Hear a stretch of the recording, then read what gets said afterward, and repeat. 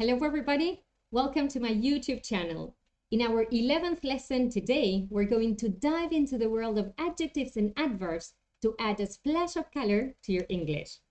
Have you ever thought about the impact words can have on painting a picture in the minds of your audience? How a simple touch of vivid language can turn a basic story into a captivating one? Well, today we're going to explore just that. Whether you're giving a presentation, trying to motivate your team, selling your products or services, or simply socializing, making an impact on your listener is key. For those of you who don't know me, I'm Andrea Rial, a teacher of English from Argentina. I've been teaching English for over 25 years, helping adult students speak English more fluently and more confidently. Having said this, let's plunge right into our lesson today. Color your English, adjectives and adverbs. To get started with this, let's focus on the importance of these kinds of words. As we said before, one of the reasons why it's really crucial to include these kinds of words in our sentences is because we add color to them. We make our statements more interesting, more captivating, let's say. So, let's divide the lesson into these two kinds of words, into these two classes, and we're going to get started with adjectives. First of all, let's see what they are. An adjective is a kind of word that describes or modifies either a noun or a pronoun. What's a noun? In this case, okay, it could be a person, a thing, an animal. And for those of you who don't remember what pronouns are, let me help you.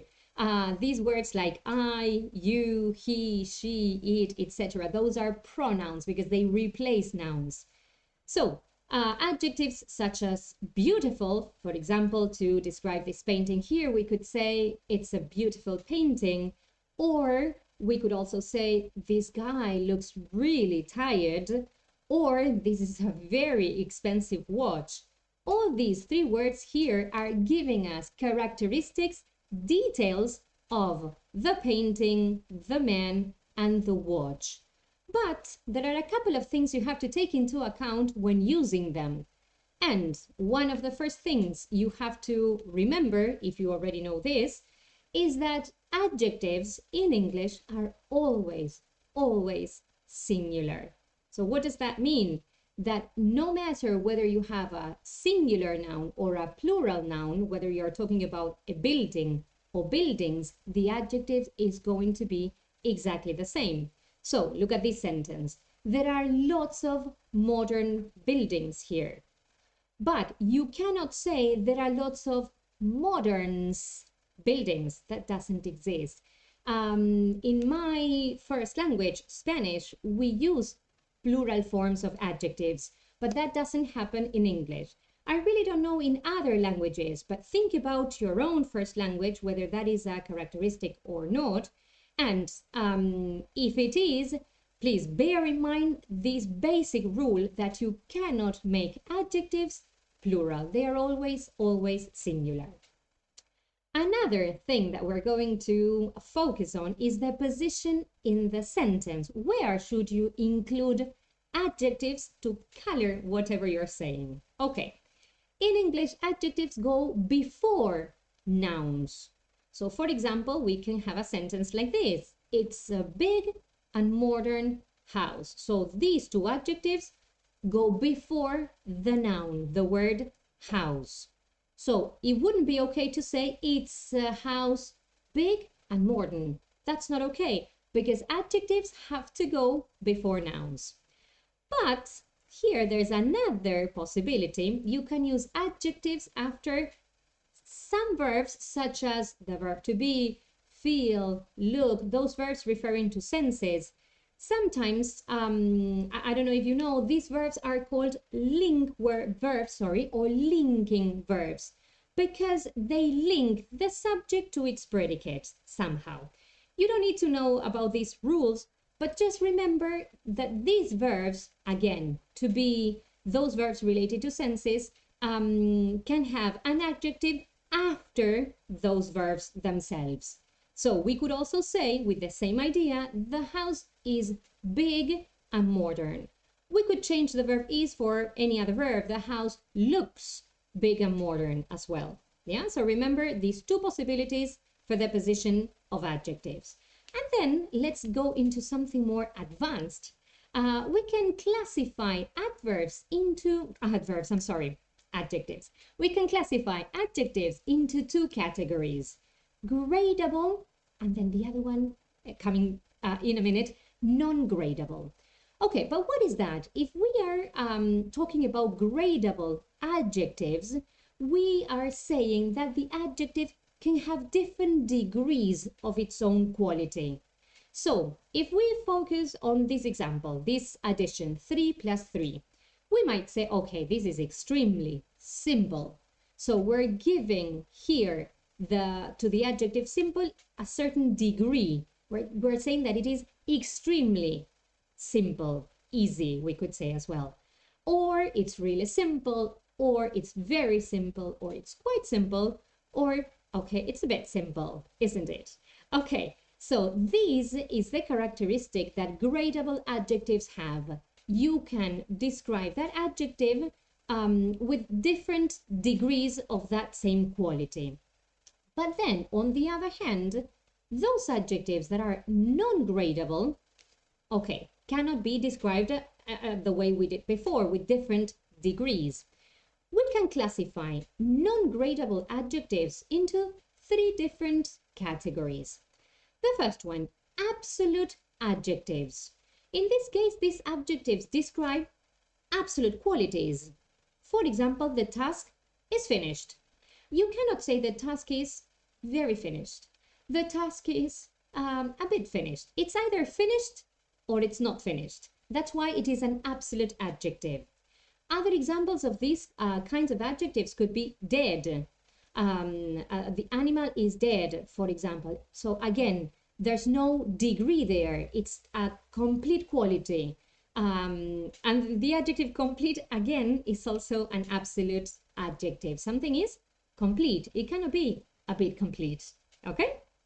Then, another category of non-gradable adjectives is this one, classifying adjectives. As the word itself describes, these kind of adjectives classify the nouns that they modify. In this case, we can say that they are married.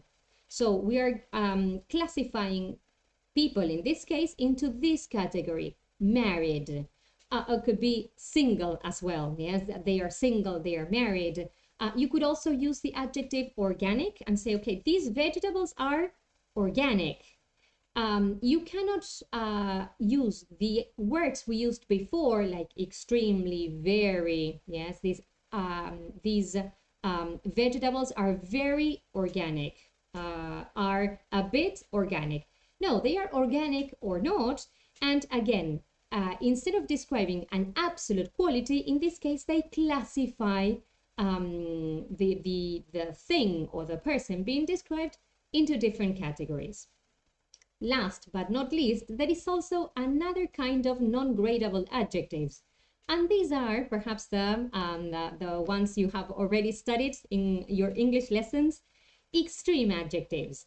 These extreme adjectives, as the word extreme describes, they refer to the top quality, let's say the highest possible degree of a quality. So that's why they cannot be gradable, because they are already describing something that is the maximum possible quality, let's say.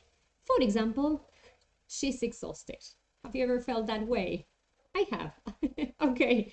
In this case, we can have some adverbs modifying these kind of adjectives, such as absolutely, as it says there, or completely, but they intensify this idea that of this extreme adjective. She's absolutely exhausted. It's like some kind of intensifier. She's completely exhausted.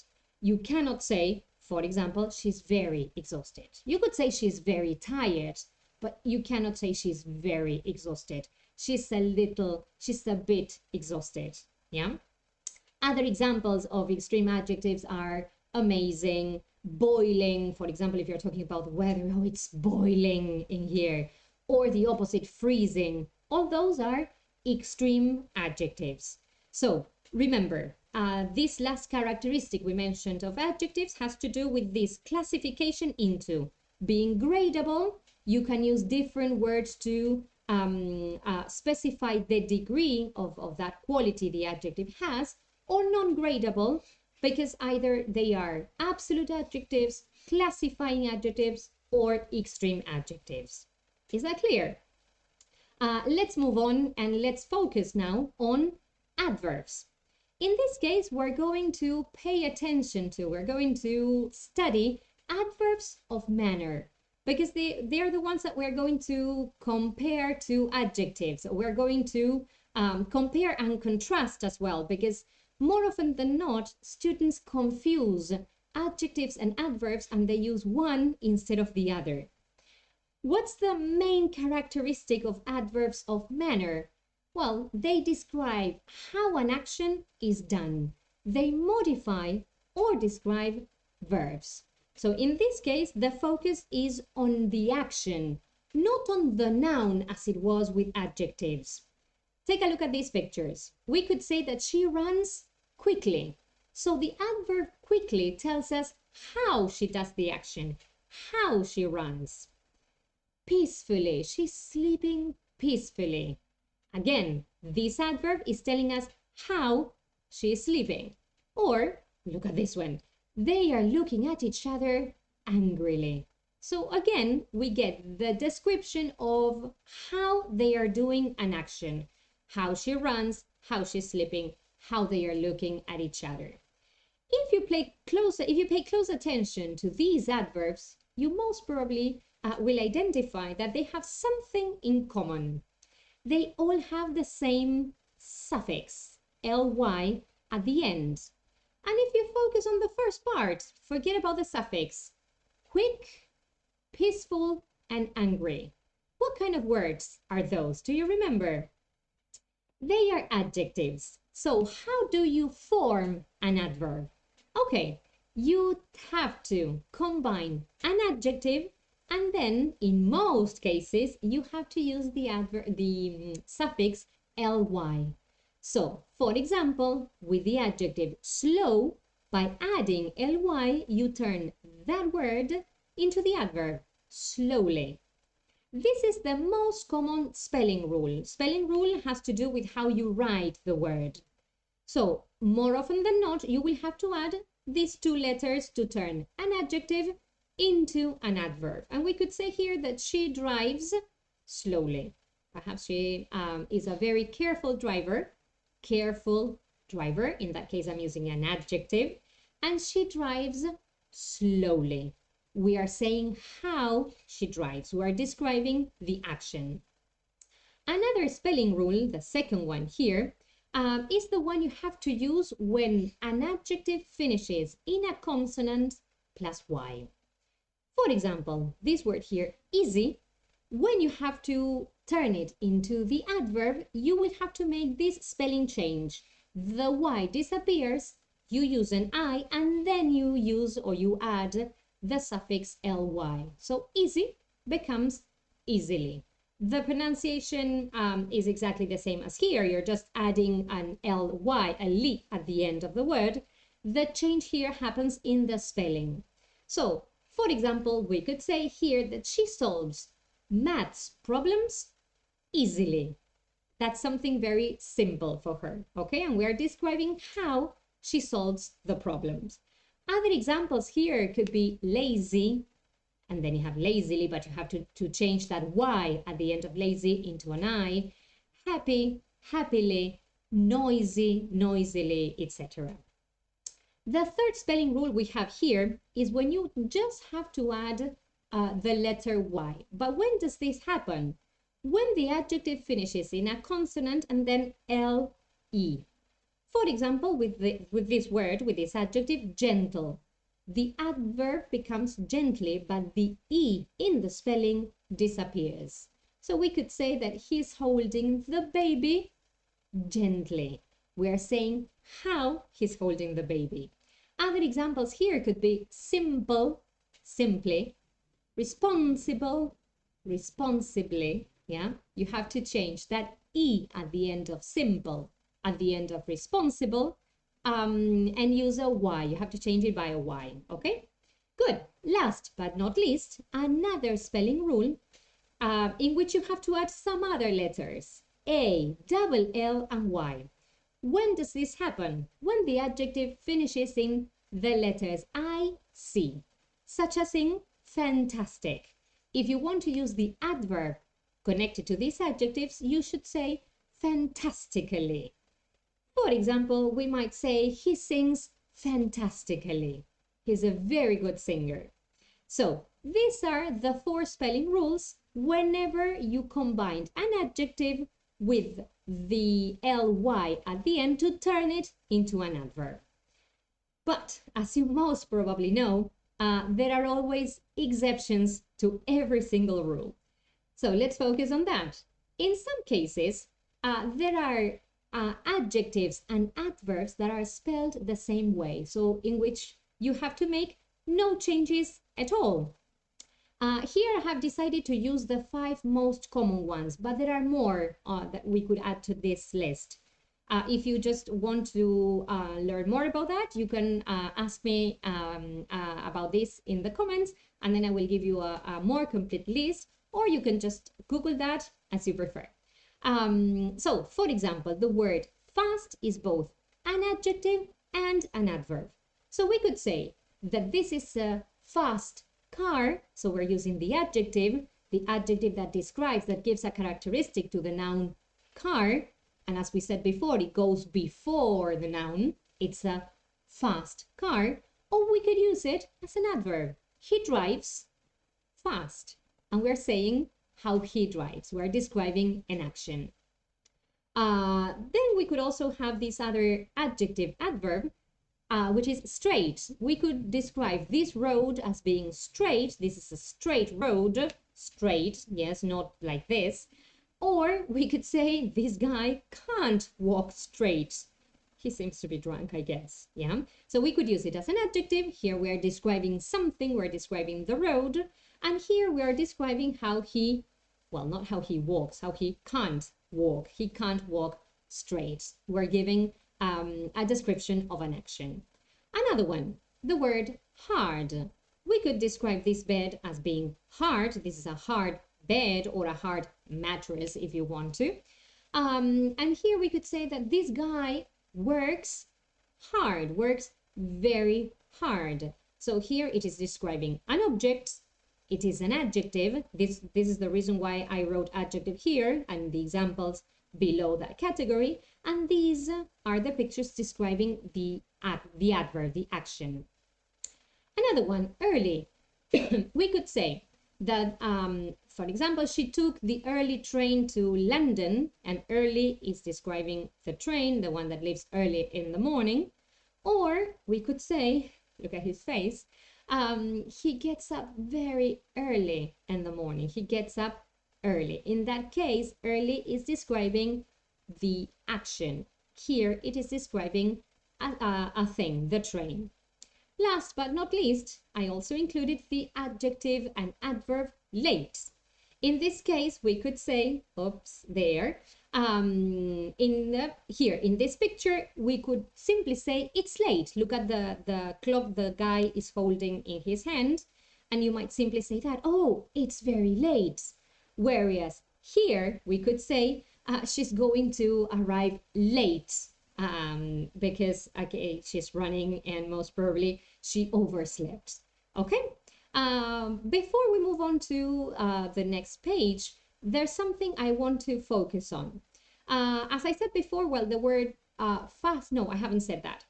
The word fastly doesn't exist, but here the word hardly and lately do exist. You never say fastly, you never say straightly or earlyly, so you wouldn't be adding ly to these words, but you might do so to the adjective hard and to the adjective late.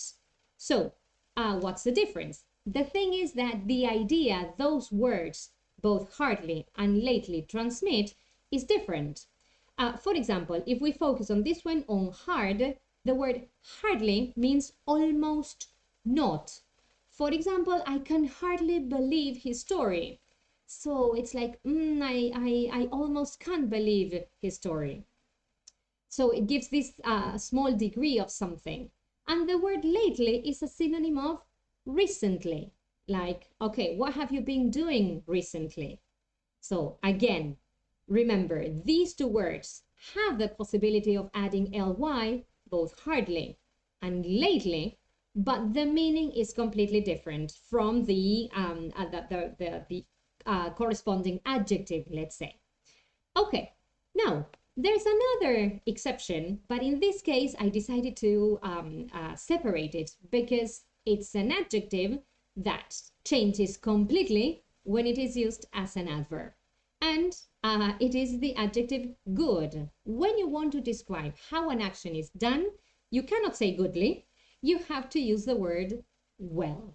And I have decided to use Lionel as an example here for the use of these two words. We could say he's a very good football player. Perhaps here I should use an extreme adjective more than very good, but for the sake of this presentation, I have to say very good. So in this case, the word good, the adjective good, is describing the football player. If I say he plays football really, I have to use the adverb because I would be describing the action, how he plays. So we have to say he plays football really well.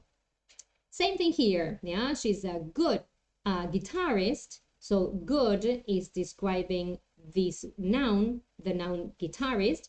And if I want to focus on the action, I have to use the adverb well. She plays the guitar well. So that's the difference between the adjective and the adverb.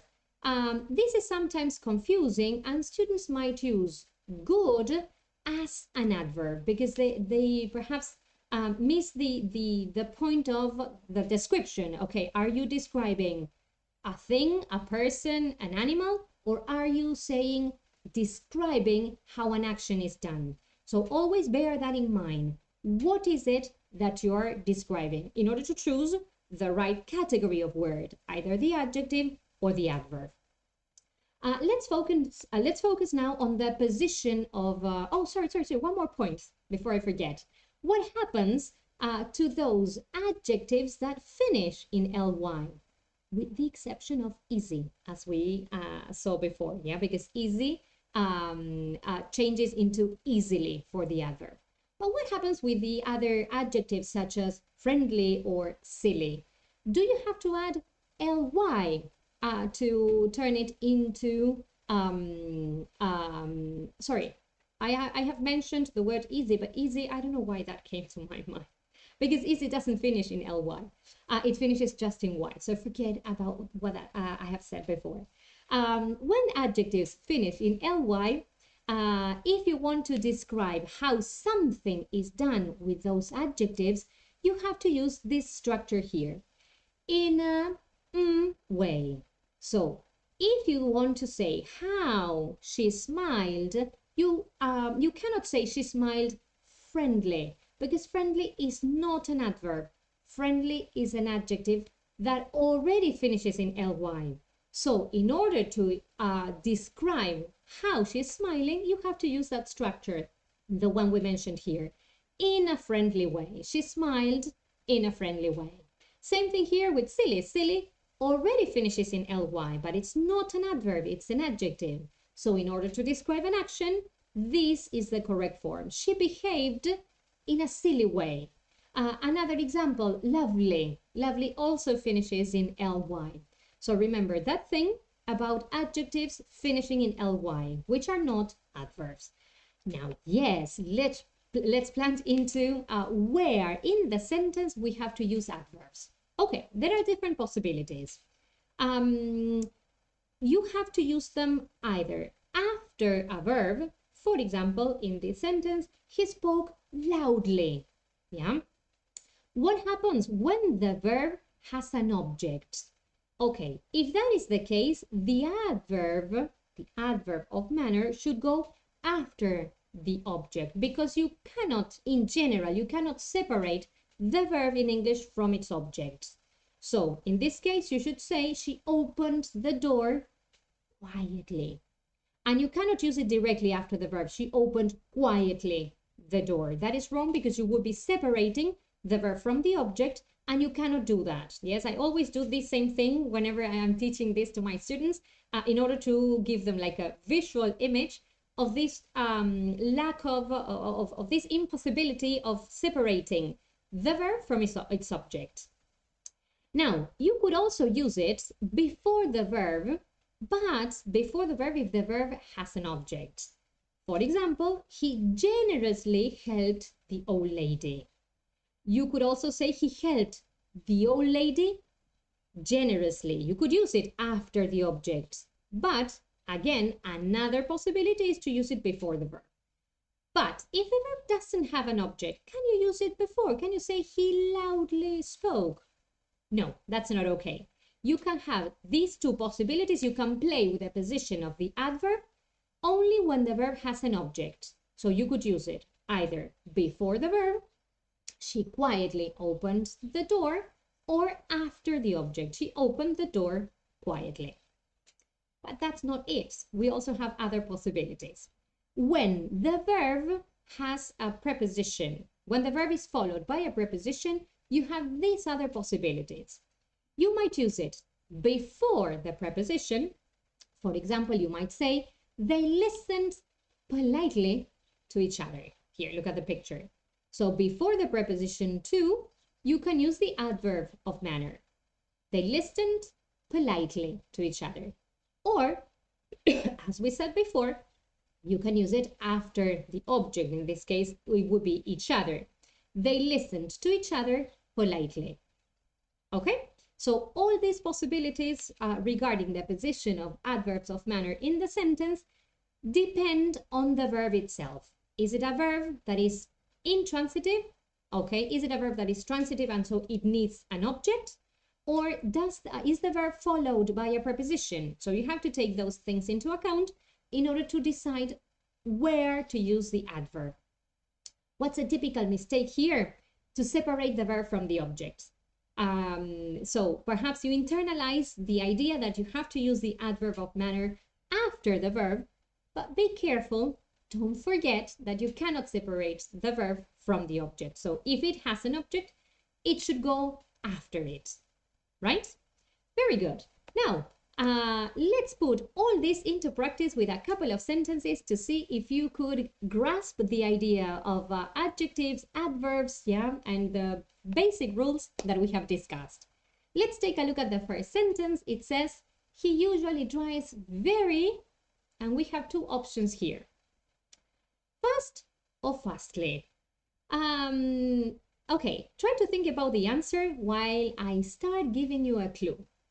We said that fast was an exception to which general rule of adverbs? Because in this case, we need an adverb. Why? Because we're describing how the person drives, how he drives. He usually drives very. So which is the adverb? Is it fast or fastly? Okay, let's see if you got the right answer. It is fast. Why? Because it is an exception to this basic rule, to this general rule of adding ly to a sentence. You keep the same word both for the adjective and the adverb. And we also said that in fact, the word fastly doesn't exist. Sentence number 2. He speaks English. Okay, first of all, let's decide here what kind of word we need. Do we need an adjective or do we need a verb? If we need a verb, we would be describing this verb here, speaks. And if we need an adjective, we would be describing this other part of the sentence, English. Okay, so do we need to say he speaks clear English or he speaks clearly English? Okay, 1, 2, 3, look at the right answer. He speaks clear English. Now, if you didn't get it right, you might be wondering, okay, but why? Do you remember what we said about the position of adverbs of manner in a sentence? We said, yes, they go after verbs. Do you remember that? But this verb needs an object. It is a transitive verb. He speaks. If I just say he speaks, is that sentence complete? Is the idea complete? No, it isn't. We have to say what he speaks. He speaks English. So this verb needs an object. So if you want to use an adverb of manner, where should you include it? At the end. He speaks English clearly. So that's why clearly is not the word we need here. We need the one that describes English because, again, it is used before the noun. And we are giving a characteristic to the noun English, not to the action, not to the verb. Is that clear, right? Let's move on. Sentences number 3 and number 4. Number 3 says, I passed. Let's see here. I passed easily the test, or I passed the test easily. I have just mentioned something regarding this, regarding the position of the adverb, because this is the adverb, of manner, in a sentence. In this case, we don't have to choose between adjective or adverb. Both options include the adverb. But what you need to decide is which the correct position is. Should we use easily before the test or after the test? Let's see. Think about the answer. And it's the second one. I passed the test easily. Do you remember why? We said that we cannot separate the verb from its object. So we cannot separate past, the verb past, from the object, the test. So we need to use the adverb of frequency after that. Okay, let's see number 4. The people in my company, my country, I was about to say, the people in my company work very, and we have the adjective good and the adverb well. Okay, what do we have to describe here? A noun, and so we need an adjective, or do we have to describe an action and we need an adverb? Take a look at the sentence. The people in my company work very, So this would be modifying or describing the action.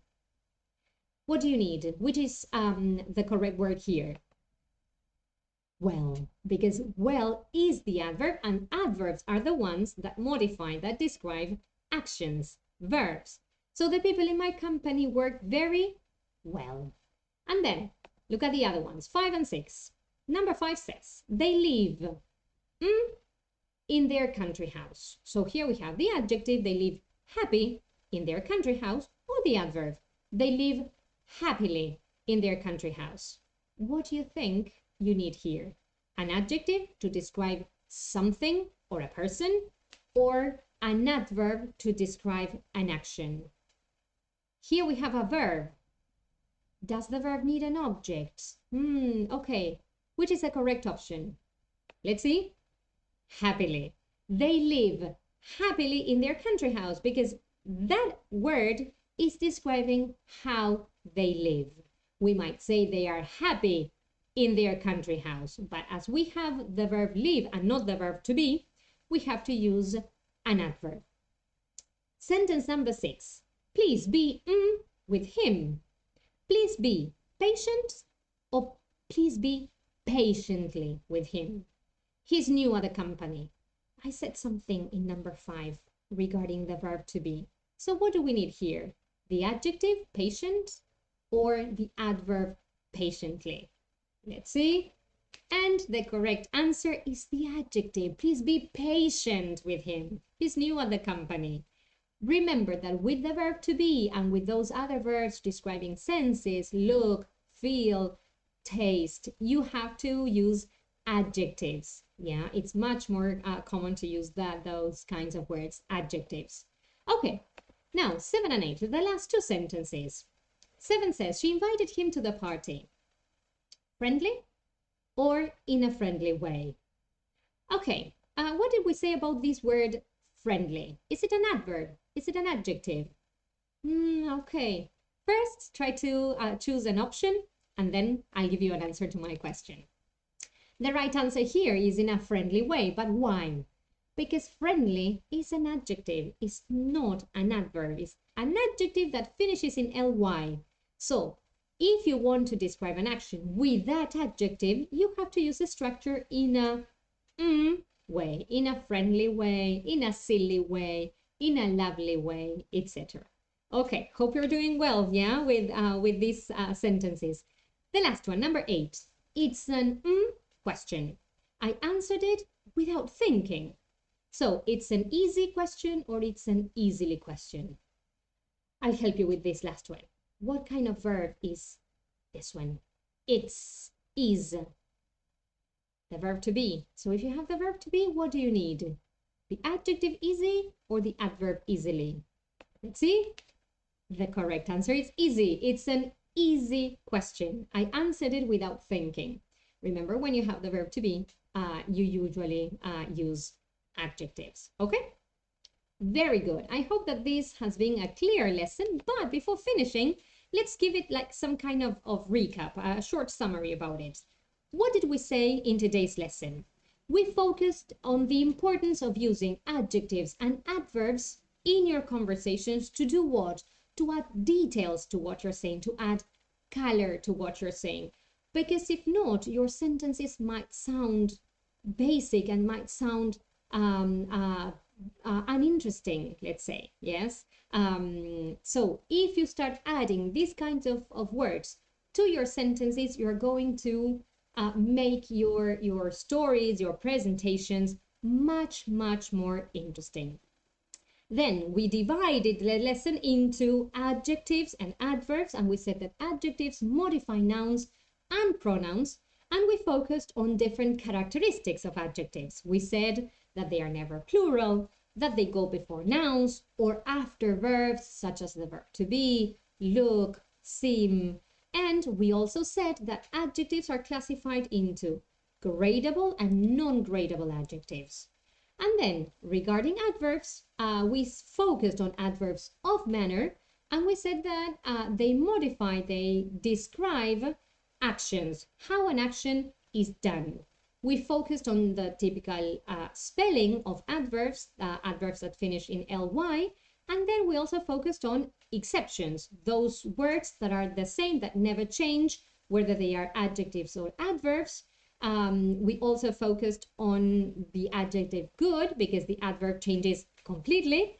And we also focused on adjectives that are already finished in ly, which are not adverbs. And we said that in order to use those adjectives to describe an action, we have to use the structure in a way.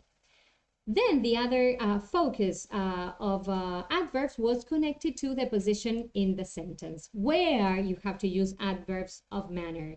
Okay, after verbs, if the verb has an object, you have to use it after the object or perhaps before the verb.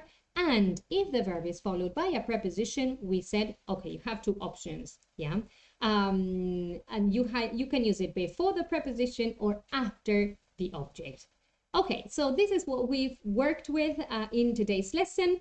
Hope you can start using adjectives and adverbs in your everyday conversations so as to captivate your audience and to start improving your communication skills day by day. This is the end of today's lesson. If you have enjoyed it, please leave a comment below and follow me here on YouTube to get notifications whenever I upload a video. Remember, our lessons are every Wednesday. Now I'm uploading recorded lessons, but sometimes I also deliver live ones. But it's always on a Wednesday, no matter whether it is recorded or live. And if you want to get more tips on how to improve your English, how to speak English more fluently and more confidently, follow me on my Instagram account at Andrea Rial, okay? And this is the end of today's lesson. As I said before, hope you have enjoyed it. Take care and have a very good day. See you next Wednesday. Bye-bye.